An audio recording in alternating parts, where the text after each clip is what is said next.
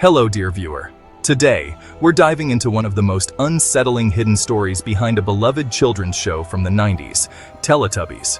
At first glance, the show might seem like an innocent, colorful world filled with laughter and joy, but as we peel back the layers, you'll discover a nightmare lurking beneath. Stick around until the end, because the revelations I'm about to share will forever change how you see these iconic characters.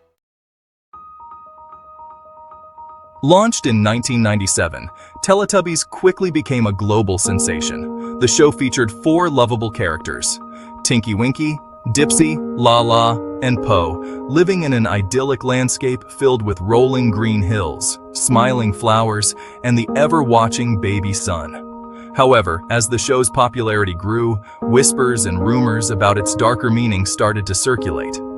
Fans began to unravel unsettling theories that suggested the world of the Teletubbies wasn't as innocent as it appeared. Theory number 1. The lost souls in Purgatory. One of the most chilling theories is that the Teletubbies world is not a magical utopia, but a representation of Purgatory, a place where lost souls are trapped, waiting for their final judgment. Think about it. The endless green hills, the eerie calmness, and the fact that nothing truly significant happens in their world. It's a place that exists outside of time, where every day feels like the one before, and the characters are caught in an endless loop of mundane activities. The baby sun that watches over them? According to this theory, it represents the overseer of Purgatory, a sinister force that keeps the Teletubbies, and by extension, the lost souls they symbolize, imprisoned. The perpetual smile on the baby's face is not one of innocence or joy, but a haunting reminder of their eternal imprisonment. The baby's laughter, when echoed across the landscape, is the laughter of the condemned souls, trapped in an existence they no longer understand. The Teletubbies themselves, Tinky Winky, Dipsy, Laa-Laa, and Po, aren't just colorful creatures but manifestations of these trapped souls. Their strange, almost robotic movements and their limited ability to communicate are the symptoms of beings who have forgotten their former lives. They perform repetitive tasks daily, wandering aimlessly, a reflection of souls in Purgatory who are neither in heaven nor hell, but in a liminal space, neither truly living nor truly dead. The mysterious Noo, the sentient vacuum cleaner, serves as a kind of jailer in this purgatory. Its primary role seems to be cleaning up after the Teletubbies, but perhaps its true function is far more sinister. Noo enforces order, ensuring that the Teletubbies remain in line and that no soul deviates from the rules of their purgatorial prison. In one episode, we see Noo punishing Po by taking away her favorite toy, an action that seems innocent but may represent the way this world strips away any remaining attachments to their former selves, reducing them to hollow versions of who they once were. Theory number 2, the post-apocalyptic landscape. Another chilling theory posits that the world of Teletubbies is not a fantasy realm, but a post-apocalyptic wasteland. This theory suggests that the Teletubbies are survivors of a great catastrophe, most likely a nuclear war, and their bizarre, mutated forms are the result of radiation exposure. The world they inhabit seems strange when compared to typical children's programming.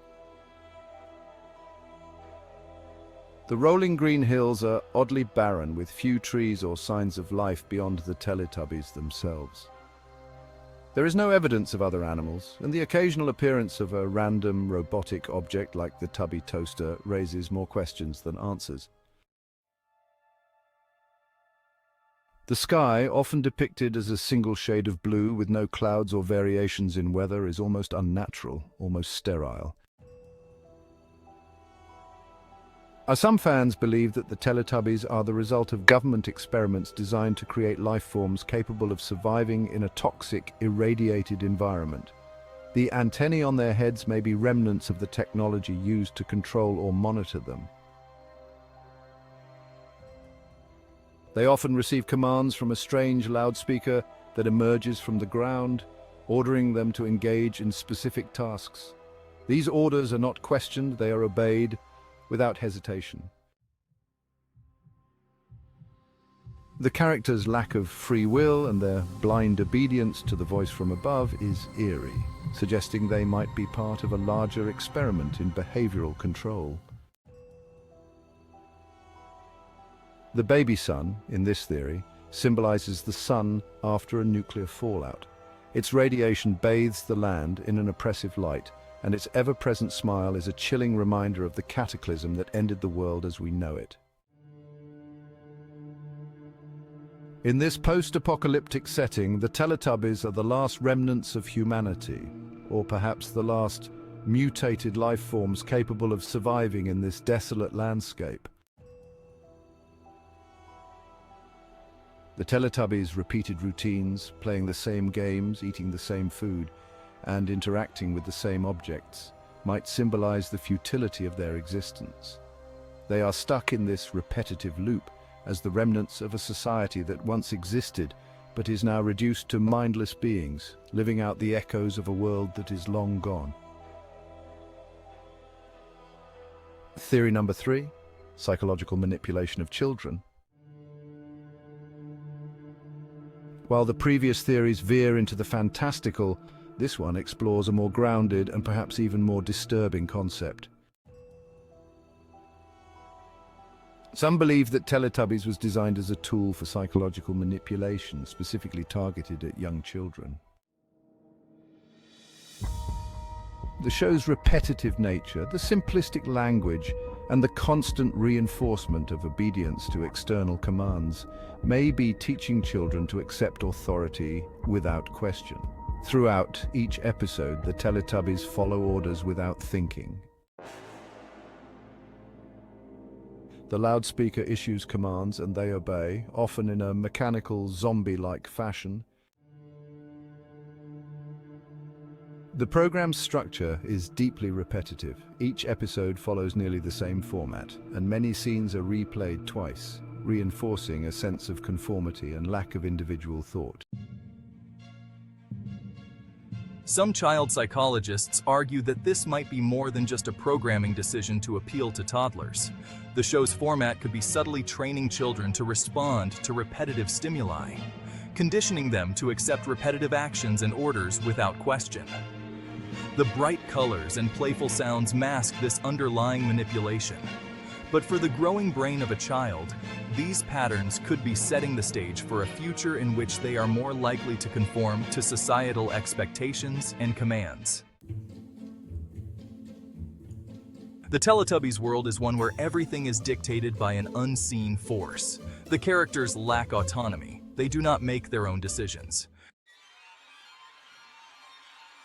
Instead, they are passive participants in their lives, driven entirely by external instructions.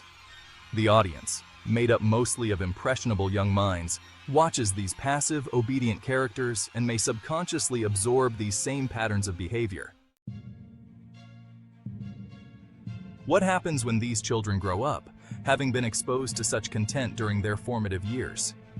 Will they too become passive, conforming to societal norms without questioning authority? Behind-the-scenes horrors, what the cameras didn't show. If the theories weren't unsettling enough, there are rumors of strange occurrences on the set during production.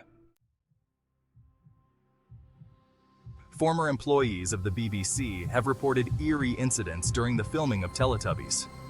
One anonymous source claimed that several episodes never made it to air because something went horribly wrong during filming.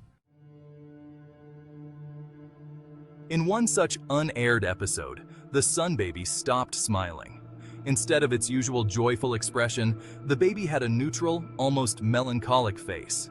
And then something even stranger happened. The usual laughter that accompanied the Sun Baby's appearances never played. No matter how many times they tried to re-record the scene, something went wrong with the equipment, and they couldn't get the baby to smile. Then, there's the tale of the Teletubby suits.